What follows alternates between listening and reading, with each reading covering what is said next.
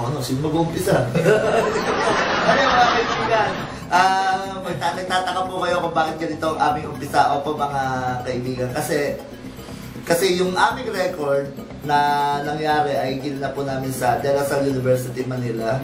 At hindi namin nagawang magbigay ng introduction na mahaba kasi nga limited lang kasi yung time nung in-interview natin. Oo, nakakahiya kasi. Nandadayo lang tayo eh. Pero kaya po kami gumawa ng ganitong part na kung saan magbibigay kami na a little introduction. O ikaw naman, ano masalita? Oo nga. Basta yun, abangan nyo yung anong yan, yung video na ipapalabas namin mamaya. Sobrang marami kayong matututunan, tapos sobrang maaliw din naman kayo. Oo nga, ikaw nga, aliw na aliw ka doon sa video. Ang daldal ko nga Oo, bakit nyo? Sabi ko itatanong, ang dahil ko sasabihin doon. First time na ito yung pinakamadaldal yung kapartner ko, tapos ako tahimik na tahimik. Hindi nyo ako maaliw halos. Ako din. Ako naman, sobra ako lagi maririnig nyo, tapos siya. Tapos yung in-interview natin, halos di na rin makapagsalita. Gawa ko kasi tapos, ayun, kasi yung in-interview kasi namin, sobrang sobrang iniidolo ko yon. So, abangan nyo na lang kung sino siya. Surprise na lang yun. Surprise! Kaya... Hindi tayo nagpakilala, sir. Oo nga, papakilala pa ba tayo? Kasi papakilala tayo doon. Hindi, magpakilala na rin tayo. Ako syempre si Rodolfo Miranda, si Sir Rodolfo Miranda, dito sa Nerio Arbaquin National High School. At ito naman? Ako naman, si John Harvey Amatorio. Grade 11 na, pagpasok ko, grade 11 na ako. Grade 11, buti hindi ka nagkamali ha. Saan ka papasok? Sa Binyan National High School. Senior High School. Lilinaan mo kasi baka junior high pa. Okay. O, tabayanan nyo. Ayan na, ang aming video.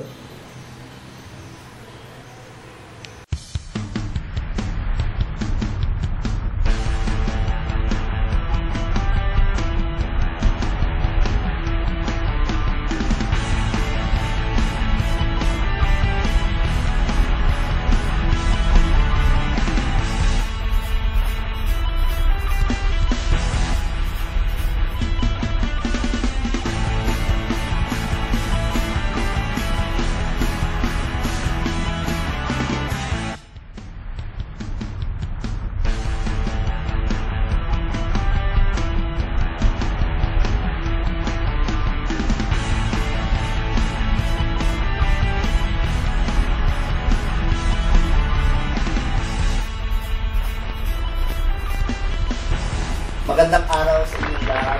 Nandito po tayo sa De La Salle University, Manila, ang kanilang main campus, upang isagawa po natin ang special episode ng Kapihan sa Nerio. Minus nga lang po kape. Kasi wala, hindi po lagi kasama yung aming taga-timpla ng kape na sumisingit lagi. Kaya mamimiss niyo po siya ngayon sa episode nito. Pero kasama ko pa rin po ang siyempre ang aking partner, si John Harvey Amatorio. Teka, nakalimutan ko ipakilala sa inyo. Pinakilala na kita. Ako si Rodolfo Miranda, teacher po sa Nerio Arbaquin National High School. Ayan. Sige, ikaw na. Ako po si John Harvey Amatorio, grade 10 student. Grade 10 na. Grade 11 na. So, yun. Hindi ka graduate, moving up ka lang. Panibagong completer, sir, tama. Panibagong journey na naman. Pero minsan, iniiba lang naman yata ang internet, no? Para lang masabing iba. Okay. Isa itong pribilehiyo sa amin na mabigyan kami ng pagkakataon na makapagsagawa ng isang panayam at pakipagkwento na rin po sa isa sa mga kinikilala po ngayon na historian sa buong Pilipinas. Malimit niyo po siya napapanood sa TV. Nung nakaraan nga po, napanood pa natin siya sa Kapuso Mo, Jessica Soho. Di ba, ng partner? Napanood natin. Tuwa nga ako, kaya nga sabi sa kanya, sir, medyo bitin kami.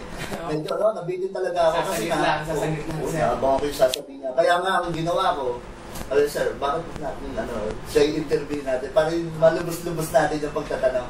Pero, tatalakay po kasi natin dito, yung isa sa mga misteryo sa Philippine history na minsan, napapansin po natin sa textbook, hindi naman nila tinatalakay ng malinaw. At minsan, sir, hindi nakasulat sa textbook. Oo, minsan parang nilalagpasan lang nila eh. Diba, namatay lang, tapos pinapitan, ganun lang. Parang tapos lang. So, pakilala mo na yung guest natin. So, yung guest po namin, isa pong pribileyo sa akin na ipakilala siya. So, ang guest po namin ay isang historian Sige na, huwag ka teacher dito sa De La Salle University, dito sa main campus nila. So, ang iniidolo ko po, lagi ko po siya pinapanood sa YouTube o kaya sa TV. Sa TV, pag hindi ko napapanood sa TV, pinapanood ko na lang sa YouTube para updated din ako. So, pinakikilala ko po sa inyo si Mr. Xiao Chua. Makasaysayang araw po sa inyo lahat sa radio at Harvey. Salamat po. Ikaw, sabi ko usapan natin, ikaw magtatanong na magtatanong. Sige. Eto, ang tatalakayin po natin nito, sir. Kahit ako, sir, kahit kung nag-aaral ako, ba't sa dinami-dami, di ba, eto, sir, darating po kasing Mayo, May 10, ika-130 taon ng pagkakabitay po. Isang malungkot na pangyayari sa kasaysayan ng Pilipinas na binitay po ang Supremo ng Pilipinas, si Andres Bonifacio. Hanggang ngayon po, bagamat may mga nakatala naman po sa mga aklat pang kasaysayan tungkol sa kamatayan ni Andres Bonifacio, ang isang tanong po na sa akin, ako mismo, kahit sa kasama ko po dito, yung bakit kailangan dumating doon sa pagkakataon niya na patayin talaga nila si Andres Bonifacio? Una sa lahat, kailangan kong punahin yung paggamit nyo ng salitang pagbitay. Apo. Sapagkat pag sinabi mo pagbitay, meron kang perspektibo na dinadala. At ano ito? Na valido yung Kangaroo Court na nagpabitay kay Andres Bonifacio. So, valido lang yan kung ikaw ay naniniwala na si Andres Bonifacio ay nagtaksil sa bayan. Di ba? At kailangan mamatay. Number 1. Number 2, para doon sa mga ibang tao na naniniwala na hindi dapat ito tawagin pagbitay, isa itong murder. Kung ito ay execution at nararapat sa batas, bakit kailangan itago sa bundok ng mga gundon? Na pinapahirapan pa kami pumunta sa bundok kapag nag-field trip kami. Naakyat namin, sinasabi namin, walang hiya naman itong mga nagpapatay kay Bonifacio, bakit dito pa dinala? At kami ngayon hirap na hirap, umakyat. Parang isolated. I'm sorry, I'm not trying to trivialize it, pero I'm driving to a point here na sinasabi ko, bakit hindi sa plaza? Kung talagang nakasala. Tama. Di ba? So, yung salitang pagbitay ay hindi yung ginagamit. Ito'y pagpatay. No? Not to say na napaka-demonyo ni Aguinaldo. That's not my point. This is not, in my perspective, nangyari ito, just to answer your question, nangyari kasi ito, kasi nagkaroon ng dalawang pinuno, pagkatipunan, bigla. So, ibig sabihin, kailangan mawala lang po yung isa para definitely. Yun yung problema doon. Dahil hindi pwedeng dalawang pangulo. Yun lang naman ang issue dyan eh. Kasi nangyari, di ba? So, simulan natin sa pinakasimula. 1896 nang si Aguinaldo ay sumapi sa Katipunan. No? Early 1896. Hindi 1895 na tulad na nasasabi sa libro. Sapagkat ang mga dokumento na nahanap sa Espanya, doon sa Archivo General Militar de Madrid, na nakumpiska ng mga Espanyol, ay sinasabing 1896 talaga sumali si Aguinaldo. So, nasa aklat niya ni Jim Richardson. So, pag nakita mo yan, makikita mo na bago talaga si Andres Bonifacio, wala pa siyang 1 taon nung mag-revolution, wala pang 1 taon sa Katipunan, noong Agosto 1896. So, si Andres Bonifacio ay bahagi ng mga pinuno. Actually, sa kanya talaga yung Magdalo chapter. Magdalo, kay Aguinaldo talaga. So, yung Magdalo chapter, dahil si Maria Magdalena yung kanilang patron, kaya Magdalo. So, tapos ito'y ang naging pinuno eventually ng Magdalo ay si Baldomero Aguinaldo, yung pinsan niya. Isa siyang sangguniang balanghay ng sangguniang bayan ng Cavite. At ang sangguniang bayan ng Cavite, ang opisyal na namumuno sa sangguniang bayan ng Cavite province ay yung mga magdiwang. Si ano yun? Si Mariano Alvarez. At yung anak niya si Santiago Alvarez, si Apoy. So, ano nangyari dyan? Nung revolution, itong Cavite actually, sila yung medyo hesitant na simulan yung revolution.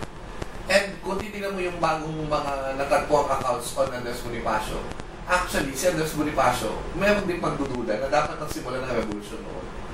in fact, naiyak siya nung nalaman niya na yung mga tao gusto na mag-revolution. Noong Agosto. Baliktad. Oo, bagong account yan. May thesis na naglalakad sila papunta sa Balintawak. Kasi ang nagdesisyon na magsisimula na si Bonifacio, tinanong niya yung mga kasama. Pero bago nun, habang naglalakad sila papunta sa Balintawak, may account na si Bonifacio mismo nagdududa kung dapat nang simulan. At naiyak siya nung nalaman niya, kinakausap niya yung mga tao na gusto na nila lumaban. So, pagdating na sa Balintawak, nalaman na. Yung Cavite, alam nilang hindi pa dapat tayo lumaban, hindi pa handa. But eventually, yun na nga, tinawagan na sila na kailangan sabay-sabay yung paglusog sa Maynila. Na Agosto 29 hanggang 30,896. Ang nangyari, so, nagkaroon na ng labanan sa iba't ibang bahagi ng probinsya ng Maynila. Pero yung mga taga-Cavite ay nanatili sa Cavite. At yun na nga yung kwento ni Aguinaldo na naghintay sila dun sa laot, hinintay nila mamatay yung mga signal, na mamatay yung ilaw. Pero, yun na nga, kung may usapan na, ba't kayo maghihintay doon? Kung sa Maynila yung laban, dapat, nandun na kayo. So, ibig sabihin, so, posible sir na parang, parang nagpapalusot si Parang meron, parang sinasabi nila sa iyo sa Nasaro. Baka ayaw na nilang sumunod, una pala kay Bonifacio. Okay. And that includes na magdiwang. People are always mistaken that Bonifacio was magdiwang. Oh, yun nga. Just because Santiago Mariano Alvarez is uncle ni Gregoria. That's not hindi siya magdiwang. He was the president of the whole freaking Haring Bayan Katagalugan. The whole freaking Katipunan. Kasamang Magdalo at magdiwang. Tapos yung power struggle pa nila, kung titignan mo, si Sangguniang Bayan ng Magdalo, di ba magdiwang yung official chapter? Ang problema, kumukuha ng tao na hindi katipunan. Bakit? Revolution na eh. Anong gagawin mo? Magparami ka ng tao kahit hindi dumadaan sa initiation. Di ba? Initiation, tuturo sa'yo kabutihang asal. You don't have time to do that now. So, kung may mayaman dyan, may mga tao siya, kunin mo na. Kaya maraming Magdalo na hindi katipunan. Bigla ko sir napaisip doon, kung yun yung scenario na dahil revolution na, hindi na dumadaan sa initiation, sir, hindi na masyadong, posible sir na hindi na masyadong i-stream. Hindi na sala. Bakit kailangan mo nang bumabaril? Ba't mo sasalain na kailangan mo nang bumabaril? Kailangan mo nang papatayin ng Kastila o ng mga tao nilang Pilipino din naman. Actually, pag naglalaban yung Philippine Revolution, hindi naman Kastila yung mga kalaban nila, yung mga Pilipino din. Pilipino rin na. Pilipino nga rin. Mga officer nila, mga Kastila, pero mga voluntaryo at saka mga yan eh. Pilipino yung mga yan eh. So, going back to my point, dito may kikita mo may lamat na agad eh. Unang siklang pa lang ng revolution eh. Sa pinaglabanan sila, sa El Deposito, yung mga iba na nagkaroon ng labanan sa iba-ibang lugar sa Maynila. Pero si Cavite, silang magdiwang, yung sumalakay sa munisipyo nila. So, yun, napalaya nila on that day. Pero, bakit wala sila sa Maynila? Eh kasi yun ang titirahin nila dapat yung Maynila. Pero ang usapan ay sa Maynila. Yun ang sinabi ni Bonifacio, papalibutan yung Maynila. So, whatever it is, since biglang nananalo na itong Magdalo, kasi una, magaling naman talagang general si Aguinaldo. Hindi naman natin may pagkakailaya. But also because they have the advantage na ang konti-konti, yung mga Kastila doon, hindi pa na-reinforce ng mga Kastila galing sa Mindanao. So, that's one. The other one is, may mga trenches sila na ginawa niya Edilberto Evangelista that at first were effective. Very first because nakaya ng tao. Ang problema, pagka dumami na yung Kastila, pag napalibutan na yung mga trenches, nakukuha nila, tapos ginagamit against you. Kasi yun yung alam nilang warfare eh. Kasi si Bonifacio may pagka-guerrilla warfare. Kasi yun yung angkop sa panahon sa ating terrain, guerrilla. Yung protracted long-term war. Yan ang ating, kumbaga, strategy talaga para manalo sa digmaan. Parang yung guerrilla ng mga panahon ng Hapon. Sa panahon ng Hapon, no? Yes. Hindi organized official of organized warfare, whatever. No? So, since nagkakaroon na ng selosan, sinasabi nga nagkaroon ng rivalry, na inimbitahan ngayon ng magdiwang si Bonifacio. Like sila yung Cavite, sila yung sangguniang bayan ng Cavite talaga eh. Inimbitahan ngayon si Bonifacio to come. Now, and one misconception here. Pumunta si Cavite, sa Cavite, si Bonifacio, kasi wala na siyang tao sa Maynila. Kalokohan yun. O yun nga, sir. Alsa balutan ang tawag nila. Ano daw yun, mga talunan daw. Kaya parang pumunta na lang. Mali yun. Sapagkat sa bagong dokumento na natagpuan sa Archivo General Militar de Madrid na kinumpis ka ng mga Guardia Civil, matatag yung kanilang mataas na sanggunian ng Hilagahan na pinamumunuan ni Isidoro Francisco at ni Julio Nakpil. At ang commanding general of the army nila ay si General Emilio Jacinto. At may mga pagsalakay sila ginagawa, may mga minutes of the meeting, elections, pag-i-issue ng death certificate, birth certificate, taxation, sa mga areas na hawak nila at the foothills of the Sierra Madre. Nasa pantayan ninyo malapit sa Antipolo eh. So, yung sangguniang bayan na yun, mataas sa sanggunian, yun ang iniwan ni Bonifacio, iniwan niya kina Jacinto. Habang sinusupervise sila yun, pupunta siya doon, aayusin niya yung conflict. Na, ang nangyari, kung titingnan mo, ang tagal pa bago naayos eh. Di ba, nagkaroon pa ng sitero na sinalubong si Bonifacio? Oo, yun na, sir. Mabuhay ang hari ng bayan. Hindi naman yun yung ibig sabihin ni Bonifacio sa haring bayan. Silang hari ay ang bayan. Hindi naman siya yung hari. So, sabi ni Bonifacio, mabuhay ang, may translation sa English, Spanish, pero feeling ko sinabi niya doon, mabuhay ang haring bayan. Gusto emphasize, hindi ako yung haring bayan. Pero doon pa lang, halatado na eh. Hindi naman pagpuri kay Bonifacio yun eh. Gustong i-implant sa isip ng mga tao na tinatawag ni Bonifacio, tinatanggap niya na hari siya. Na eventually, yun yung ididikdik ng mga tao. Naghari-harian siya. Tawag niya sa sarili niya, hari, monarchy, monarchy, monarchy. Hindi ganun. Dahil napakalinaw sa dokumento na hindi siya yung hari, pangulo lang siya ng haring bayan. At lalo yan nagnindig doon sa mga bagong dokumento mula sa Archivo General ng Madrid.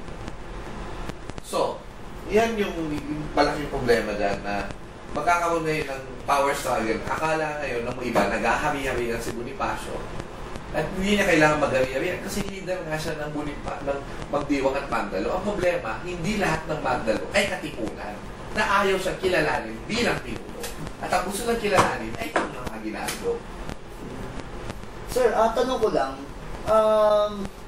yung po pumunta si Andres Bonifacio sa yung para maayos yung gusto November yun. November, nakapunta sila. Apo.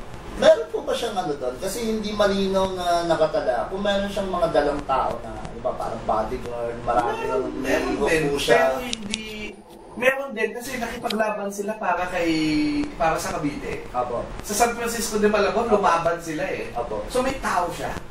May kasama siya. Hindi natin alam kung ilan, pero meron siyang kasama. May makasama siya. Oh, okay. Eto sir, bago tayo magpatalastas, eto sir, bigla ko naisip. Bakit kahit sir may mga ganyan mga ebidensya, kahit pa sir hindi pa natidiscover yung ibang mga dokumento na nagpapatunay na iba pala yung sinasabi tungkol kay Andres Bonifacio, positibo pala, maraming bagay na misconceptions pala. Sir, bakit nabuo yung parang image niya na kung ano yung kilala ng karaniwan na ito, atapang-atao, palasigaw, tapos parang ang dating tuloy, parang yun, nagkakaroon ng comparison between Rizal at saka Bonifacio. Na parang, pagka gusto mo medyo okay ka, demokratic ka, mag-Rizal ka, yung mga ganun, tapos pagka palaban, pagparaway ka, Bonifacio ka. Natanong ko, sir, bakit nagkaroon ng gano'n na gano'ng misconception kay Andres Bonifacio? Pero sir, bago yung sagutin yan, kailangan po muna natin magkaroon ng isang pagkakita. Magbabalik ko. Okay.